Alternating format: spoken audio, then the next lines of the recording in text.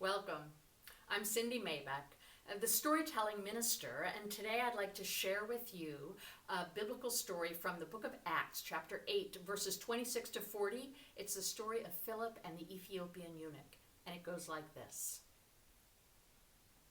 The Spirit came to Philip and said, "Get up, go toward the south, to the road that goes down from Jerusalem to Gaza." This is a wilderness road. So Philip got up and went. Now, there was an Ethiopian eunuch, a court official of the Candace, queen of the Ethiopians, in charge of her entire treasury. He had gone to Jerusalem to worship and was returning home, and seated in his chariot, he was reading the prophet Isaiah.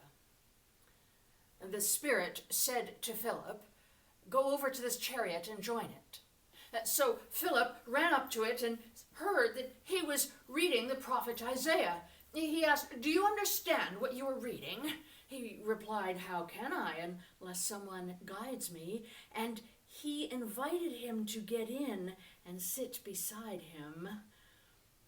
Now, the passage of scripture that he was reading was this. "Like a sheep, he was led to the slaughter.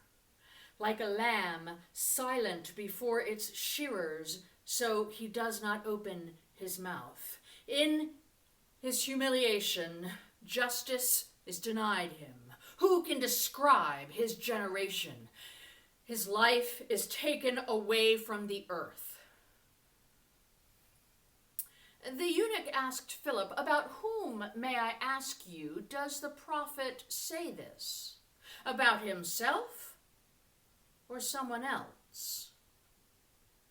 And then Philip began to speak, and starting with this scripture, he proclaimed to him the gospel of Jesus.